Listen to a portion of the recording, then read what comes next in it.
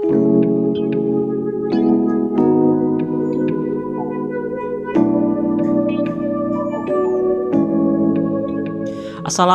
warahmatullahi wabarakatuh. Kita berjumpa lagi pada pelajaran pendidikan agama Islam.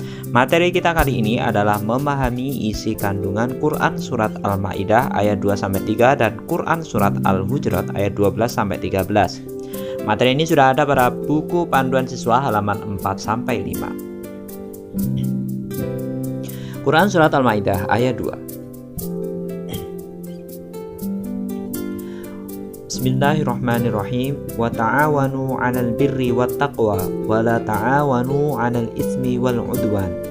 Dan tolong-menolonglah kamu dalam mengerjakan kebajikan dan takwa, dan jangan tolong-menolong dalam berbuat dosa dan pelanggaran. Kandungan Quran Surat Al-Ma'idah ayat 2. Dalam menjalani kehidupan ini, manusia saling membutuhkan bantuan kepada yang lainnya. Orang yang kuat membutuhkan yang lemah, dan orang yang kaya membutuhkan orang yang miskin, dan begitu pula sebaliknya. Namun dalam hal tolong-menolong ada sesuatu yang diperintahkan dan ada pula yang dilarang. Dalam ayat tersebut, Allah SWT memerintahkan kita untuk saling tolong-menolong dalam kebaikan dan mengerjakan ketakwaan kepadanya. Allah melarang untuk saling tolong-menolong dalam perbuatan dosa dan permusuhan. Tolong-menolong dalam kebaikan adalah perilaku terpuji, sedangkan tolong-menolong dalam kejelekan dan permusuhan adalah perilaku tercela. Rasulullah Shallallahu Alaihi Wasallam adalah seorang yang senang dan bersemangat untuk menolong orang lain. Tidak ada suatu kebaikan pun melainkan telah ditunjukkan oleh Rasulullah Shallallahu Alaihi Wasallam, dan tidak ada suatu kejelekan pun melainkan telah diperingatkan oleh beliau. Dan jalan-jalan kebaikan itu sangatlah banyak. Di antaranya adalah membantu memenuhi kebutuhan manusia. Banyak kita jumpai di sekitar kita orang yang membutuhkan bantuan. Ada di antara mereka yang membutuhkan bantuan harta, ada yang membutuhkan bantuan tenaga, dan lainnya. Namun dikarenakan kemampuan manusia dalam memberikan bantuan tidak sama, maka hendaknya kita membantu sesuai dengan kemampuan kita. Perhatikan sabda Rasulullah Shallallahu Alaihi Wasallam berikut ini. Man nafasa'an min kurbatan min kurabid dunya, nafasallahu anhu kurbatan min kurabil yaumil qiyamah. Wa may yassara 'alal mu'sirin yassarallahu alaihi fid dunya wal akhirah. Wa man satara musliman satarahullahu fid dunya wal akhirah. Wallahu fil 'aunil 'abdi kana 'abdu fi 'aunil akhihi.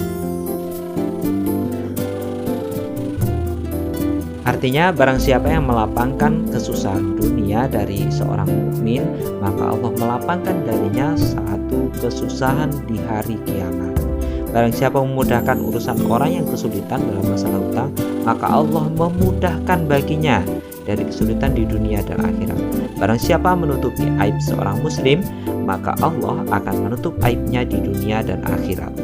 Allah senantiasa menolong seorang hamba selama hamba tersebut menolong saudaranya. Hadis riwayat Muslim.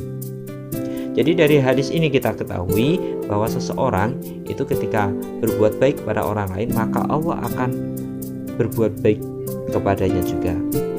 Ketika orang dalam kesulitan kita tolong, maka pasti kita akan ditolong oleh Allah di dunia dan di akhirat.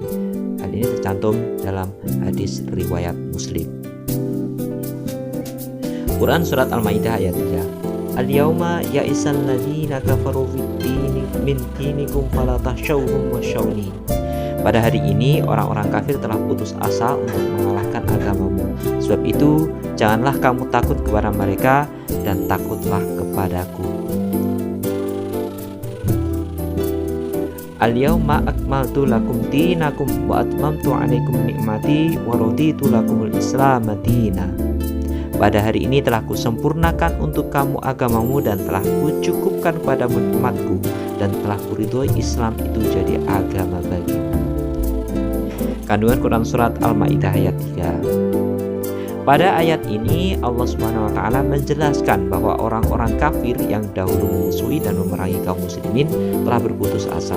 Mereka tidak berani lagi kepada kaum muslimin karena ketakutan, karena kekuatan tentara muslimin yang sangat besar. Oleh karena itu, Allah memerintahkan untuk tidak takut kepada mereka, tetapi kaum muslimin diperintahkan untuk takut hanya kepada Allah Subhanahu wa taala. Karena hanya Allah yang Maha Kuasa dalam mendatangkan bencana dan dalam mendatangkan kebahagiaan. Maka hendaknya kita takut atau khauf kepada Allah Subhanahu wa taala dengan senantiasa mengerjakan apa yang diperintahkannya dan meninggalkan apa yang dilarangnya. Semakin hebat rasa takut kepada Allah dalam hati seseorang, hendaknya ia semakin rajin mendekatkan diri kepadanya. Surat Al-Maidah ayat 3 juga menjelaskan bahwa ajaran Islam yang disampaikan oleh Nabi Muhammad SAW harus kita yakini dan amalkan, karena Allah Subhanahu wa taala telah menyempurnakan sekaligus ridho bahwa agama Islam menjadi agama Nabi Muhammad SAW dan umatnya. Di samping itu, kita harus bersyukuri nikmat yang Allah Subhanahu wa taala berikan kepada kita, yakni nikmat Islam sebagai agama kita yang merupakan nikmat terbesar di samping nikmat-nikmat yang telah Allah berikan kepada kita yang lain. Kemudian Quran surat Al-Hujurat ayat 12. Ya ayyuhalladzina amanu ijtanibu katsiran minadh-dhanni inna ba'dadh-dhanni itsm wa la tajassasu wa la yaghtab ba'dukum ba'dha ayuhibbu ahadukum ay ya'kula lahma akhihi maitan fakarihtumuh wattaqullaha innallaha tawwabur rahim.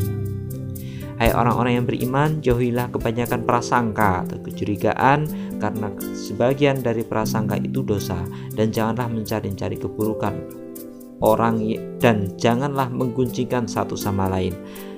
Adakah seorang di antara kamu yang suka memakan daging saudaranya yang sudah mati?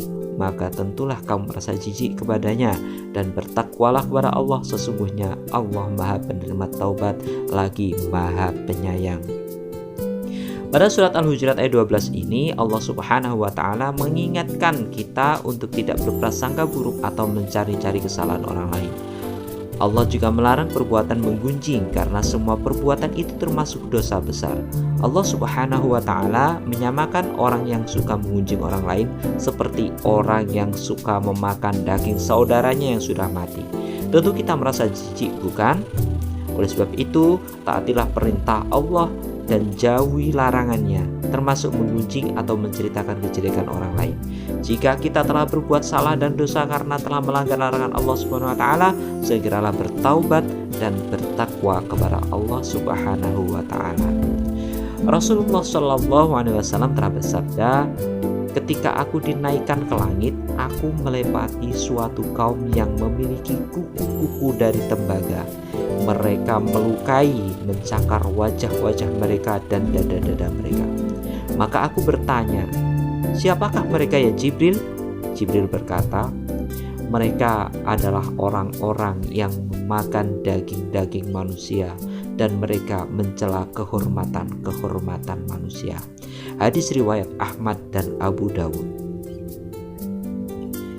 Al-Hujurat ayat 13. Ya ayuhan nasu inna khalaqnakum min dzakarin wa unsa wa ja'alnakum syu'uban wa qabaila lita'arafu inna akramakum 'indallahi atqakum innallaha 'alimun khabir.